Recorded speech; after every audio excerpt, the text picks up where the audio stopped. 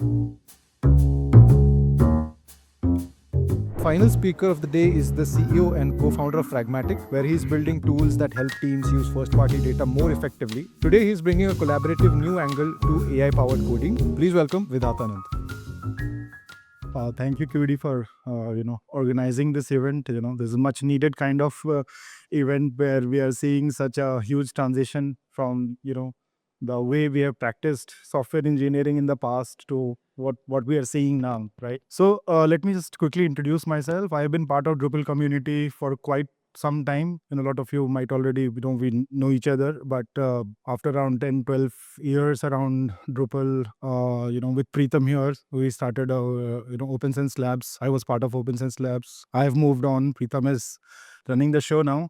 So now I'm building a web personalization platform with agentic capabilities, and we also run a company for where we do use AI-based implementations for manufacturing, automation, quality inspection with hardware and software. So these are the new initiatives I'm part of, and which allow us to experiment and build things, prototype and production quality products, platforms pretty fast. So as a part of that journey, we have been, I personally have been using vibe coding. Let's say that, for quite some time. I did just a little bit of maths before this session. It was around 15 million line of codes produced by me from AI in last 1 year. And so whatever I have learned from that process, I'll be talking about that. So yeah, of course. So we'll be talking a lot about collaborative engineering. So I introduced myself. So, but before we get into that, let's have a quick recap on our traditional software engineering methodology and what we used to do. We still do quite a lot, but let's have a quick recap. So we all know the process, like scoping, the requirements, task planning, implementation, testing, all that. But I would, in the era of AI, we need to look at it from what kind of cognitive job we are doing, right? So if we were to map everything from the cognitive point of view, we as a part of the delivery ecosystem, our job was to think what to build, what should be the features, capabilities, what should not be the capabilities, or those kind of things. That was the thinking part of our job.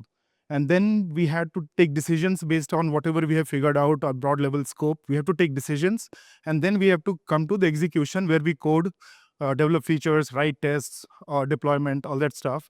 And then an important common part across this journey is of course collaboration, not with agents, but between ourselves as developers and our teams, right? Now, the other important angle which I would just recap is, if you remember your large project execution, you would remember this phase. This is cone of uncertainty, and we know that a project, there was a saying, right? The last 20% of the project will take 80% of the time, right? So that cone of uncertainty exists in our traditional methodology, but large implementations as well. Now that has creeped into our vibe coding as well. And so if we don't plan early, right? If you remember, our leaders or project managers or architects would keep saying, they spend your time planning. The more time you spend planning, less iterations and less time you'll have to spend coding, right? So this has been the lesson we have been getting generationally in our software ecosystem. That if the moment it velocity of software development has increased so fast, the tokens that we are churning out every day and day in day out, we are skipping out. We are like skipping important steps in the planning phase. We are still not spending that amount of time, which has become even more critical now. I'm sure a lot of you, while developing apps with whatever tools that you use for vibe coding, lot of times, how many of you have created a project to a decent point of time and then given up and restarted because it's not there? I'm sure a lot of you have seen that. So I call it vibe coding. So we create something because you have not planned it enough. It's just not there, and the volume of code or artifacts that we are generating, it's very difficult for us to even consume that and review it to fix it. And that's where we reach that 8 out of 10, and then we give up. So and we know, like, everyone, if you have gotten a maintenance project in the past, you would say it's better to write from scratch, right? As developers, we always want to do that. But that habit, that thought process of trying to write from scratch, now that we have this superpower of generating code at such velocity, we are getting inclined and caught up with that thought process much more, right? So the more than vibe coding, we are vibe coding. So what has happened with AI? So this is the very important background. So when I say cognitive job, right? So we have to think everything from in an AI setup as a cognitive job. You don't look at it as a task. What kind of job it is? So there's a very good website, promptengineering.ai, that has a lot of good prompting techniques. So every kind of task needs a different prompting technique. So that's a good resource to look at. But yeah, coming back to where we are right now, we are super amplified. We have some superpowers. We feel so empowered that, and my personal rating is this. I think all the thinking job, like creating business requirement documents or test case scenarios or creating task plan, epic stories, all that stuff, right? And including the execution of code. All of these three things we are able to still do reasonably fine. And we are able to bring it to a point where I say we are 8 out of 10, we are 7 out of 10 or 9 out of 10 in terms of code execution.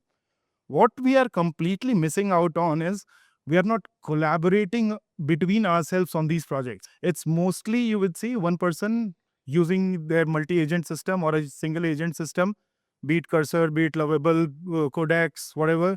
But they're mostly operating solo.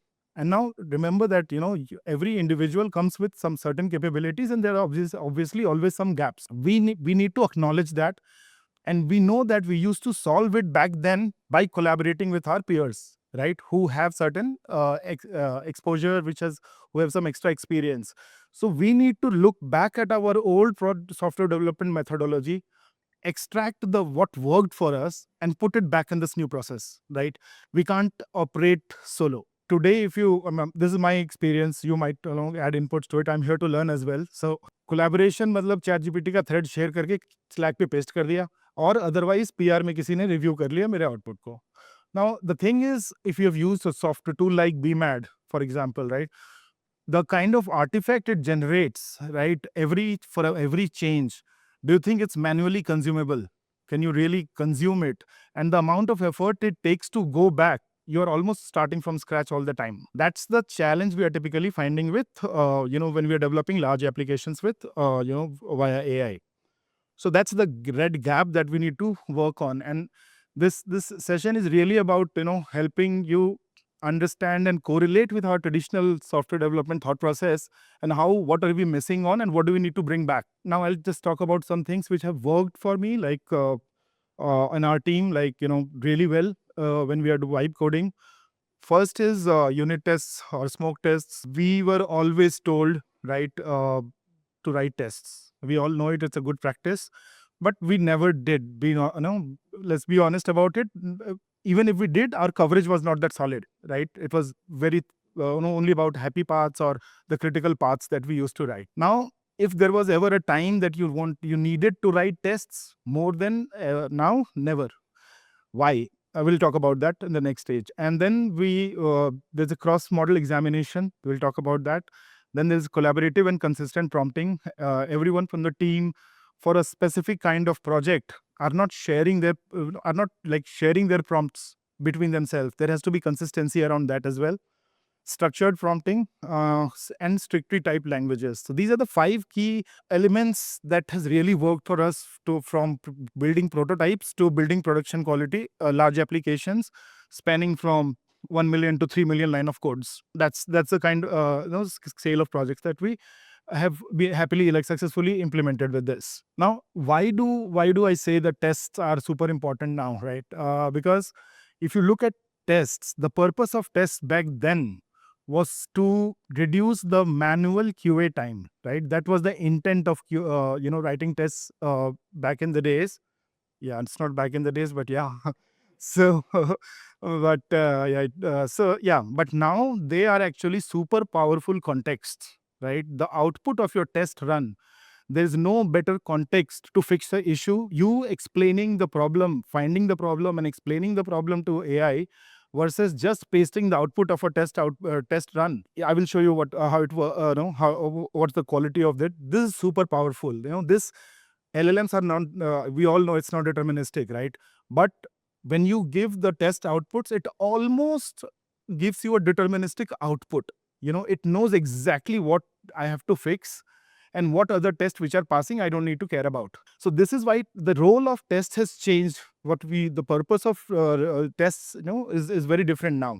It's a context mechanism which is super powerful. So I did just a short test run here. Okay, so this was I just removed something. So this is a Rust backend application. So I removed a struct definition completely and gave the output of the test run, just giving the output of the test run end to end without writing anything else except this fix all test. I'm not looking into why the test is failing. I'm not looking into what might have the output of the test has all that information. So this just enough takes away a lot of my cognitive work in looking into code and finding all that. And at the same point, it's deterministic enough to exactly pinpoint and fix that. If you can see the get diff, it's gone. It just precisely fixed that, right? Because our text has all that information needed to identify what to be fixed and where it needs to be fixed. Now, talking about cross-model examination. So every model, even if you ask me a question which is an exhaustive answer, I might give you a different answer today, and 5 days down the line, same question, I might give you few additional inputs, or maybe I may miss out some things, right? So every model, if you think them as intelligent brains, they might miss out on key elements. And as I said, no, we are in the thinking or the decision part, we are going to 8, right? What we need to figure out is how do we get from 8 to 9 or 8 to 10, right? And these are the small things which you come back to. I know I'll keep coming to our traditional approach and the process that we used to follow. So if we have a scope business requirement document done, we would run it through our architect, right? We'll run it through our business analyst to get inputs, what are we missing, or what should we add, or what should we remove, right? We need to do that with multiple agents as well to identify additional gaps. This adds a lot of critical value. We'll see more about it. And then once you have done a cross model examination, and you can cherry pick of course items from that. Then we have collaborative and consistent prompting. I mentioned earlier, we are doing two things. So either we are using ChatGPT interfaces to do our planning and BRD problem state, specific problem solutions, and we are using Codex or Codex CLI or things like that, Gemini CLI, to code or implement that. Between these two, this is the process that we are following, but we are not talking to anyone in our team, right? And there's a lot of value, a lot of experience in our peers who maybe have more project context, maybe they have better product context, maybe they have context from deployment point of view. It could be anything, right? So we need to bring that same practice here. We need to run our output through multiple agents and try to find what else can we improve in our output. Then we'll talk about structured prompting. So structured prompting is very important in terms of we are fundamentally trained. We use Jira, right? We use tools which structure our information, right? So we are conditioned, we are used to that structured things. Now what we are doing is we are writing full text prompts, right? We are not structuring it enough, and which is why we are not being consistent. If I am doing a prompt today to write test case, maybe generate some code, I have a habit of using not to exceed a single file with more than 300 of line of code, right? This is a practice that I follow. Now, sometimes because it's a full text prompt that I'm giving, my team, someone in my team, or maybe myself sometimes will skip that element. So there are certain rules as a practice that I follow. You will follow yourself based on your comfort zone, right? We keep missing out on those critical pointers, or at least and bigger than this is issue is we are not sharing it between team. Everyone is reinventing their prompts. Everyone is trying something new every day, right? There's no consistency. So structure is super important, and consistency, of course. And then so what we built a small tool to help us do this collaboration a little better. So what we do is, so this is the first part of the whiteboard, which is what we are doing solo. And this is a tool meant for teams to sit together on a brainstorming session and whatever we are trying to build. And most you will see that this flow is meant more for greenfield projects which are just bootstrapping, right? the flow needs to adapt for a existing project. Of course, that is something. But yeah, this flow right now I'm not demonstrating only about the greenfield project. So what are we trying to solve? At what context do we have? Now, if we have 5 people brainstorming over it, the ideas need to get in here as ideas, and what are we thinking about it? Is it open? Is it's decided? Is it information or out of scope, right? So this is the process, and constraints are super important. Now, if you ask an AI to do something, you will notice that at a lot of times, even if you don't ask about, let's say you say cloud hosting, it will tentatively give you AWS guidelines, or what you can do on AWS. Now that is the kind of constraints that you need to identify. How do you want to constrain your prompt so that they don't digress a lot from what's the primary focus zone, right? So really need to think LLMs as a horse whom you need to do this, and for this you need to figure out all your constraints. So the most important part of this entire whiteboard is to figure out all the constraints and assumption, and then examples and test cases, solution ideas, one liners, open questions and risks, decision and next steps. This brainstorming session over 1 or 2 days, 2 sessions, will make this a enriched, a different kind of requirement document which is more suitable for LLM. Once this is ready, because it will take 2-3 minutes to generate the prompt, I'll explain you. So we have this is a sample project that I just did. Is let's say trying to build a Jira style project management software, and I noted down all what we have decided, what is open, out of scope, just putting status and different line items that I was thinking or a team might be thinking. Once you have this documented, then you go on to, let me show you what we have is, we have our templates. So, okay, this is working with Open Router. So, and we have configured 3 models here. The primary model being GPT 5.1. Now, coming to templates, so you can define multiple prompt templates. So if I just open this one, this is my master architecture template, right? Where I have placeholders for all those whiteboarding session inputs that we created earlier, right? So this is my template which is suitable for us, right? And of course, you will see there you can have more set of questions or notes depending on what kind of project you are doing. But because it's this system right now is built for greenfield projects, those are different. It needs to change as per your project use case. It basically is nothing. It's a standard prompt that we have identified as our team. This is the kind of prompt we need to. This is the exact prompt we need to use to develop architecture notes for a project of this category. Let's say Express.js or Node.js or TypeScript, whatever. So this basically is nothing, and these are the templates which I can reuse. And if I go on, so now when we go to this, I'm trying to do a plan, right? I just picked up the plan template. I would generate the prompt. Now I have the prompt which has taken all the decided notes from that the step that we did earlier, and we also can give our additional this specific instruction specific to this run. So this also gives us a little bit of flexibility.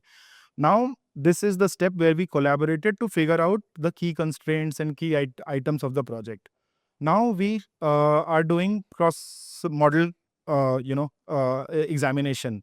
So this will send that prompt across the primary agent and both the secondary agents. It will take, I think, 2 minutes.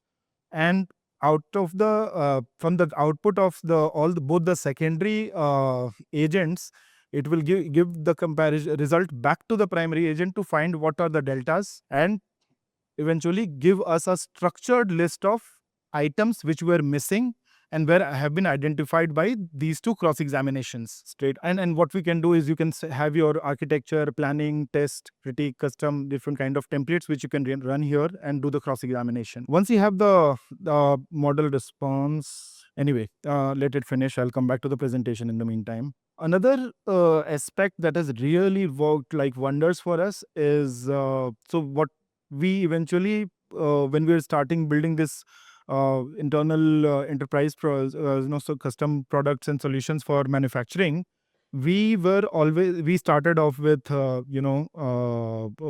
mostly with Python, but there was a point when we realized that if you are using strictly typed languages with AI, it tends to perform much better. And the reason is very similar to what we had for the tests, right?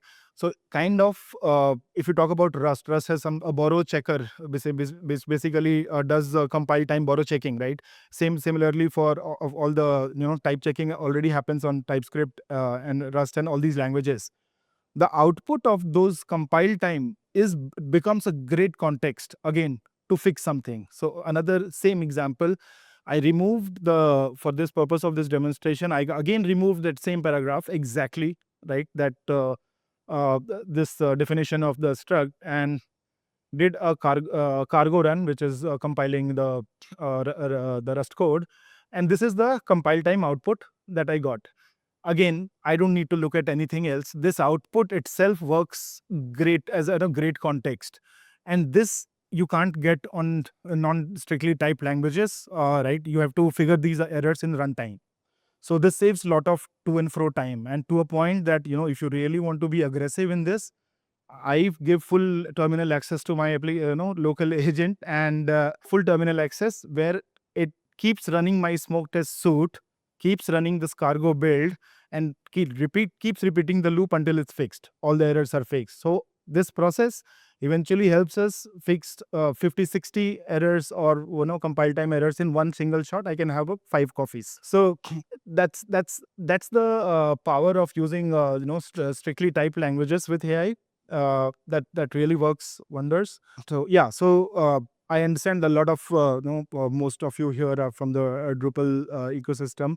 I don't know. I don't haven't done Drupal for quite some time. Is there a way to make PHP code slightly strictly typed with some extensions? If there is a way, I think that could be a good addition to add in your development flow to start making those identifying those context early on rather than waiting for the runtime. Yeah, so here we have all the responses from all the three agents. We can't go through it. I will give you a way to use the tool. So just after this session, probably tonight, we are putting this on GitHub, this tool for everyone to use, and also to improve it along with us. So once we have all these outputs, we don't need to I'll this is for my reference. I'm not going to read it as of now. What I'm interested is in this structured suggestions that has been generated out of this cross examination. Now at this point, again, I need to collaborate with my peers, figure out, oh, this is interesting, this is not interesting, try to structure what we have figured out in the source. Kimi K2 figured out this, whatever. This is not relevant, this is maybe not relevant. So, and additionally, as a part of your brainstorming, if you have additional items, you can add to it. Once you have all this, you again pass it on again to your primary agent to enhance the output. Now the original output that it made for the planning part, it's going to use all these gaps that have been identified and curated by you into the next step to enhance the my prompt, enhance the output. And coming back to the test, right? As I said, that is the most important and the most effective thing to improve your quality of output from your code. Hands down, if you are not writing tests, please start writing tests, not with 80% coverage, with 100% coverage. And to the if you all our projects have roughly almost 100% coverage of, and you don't need to look at the happy path. You need to look at happy path, security angle. You need to look at the cross contamination issues, data contamination issues. You need to really again, as I said, for your kind of project, you need to figure out that prompt. What kind of tests are important for that stack or the kind of project you are doing? There's no rule of thumb, but it has to be as exhaustive as practically possible. That's all we can say about it. So now we have the enhanced plan, right? Well structured plan that we have generated by doing what? We have collaborated with our peers. We have done cross examination.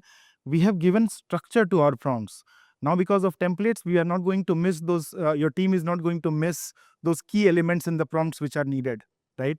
So this is more or less what this was about, right? This platform was about.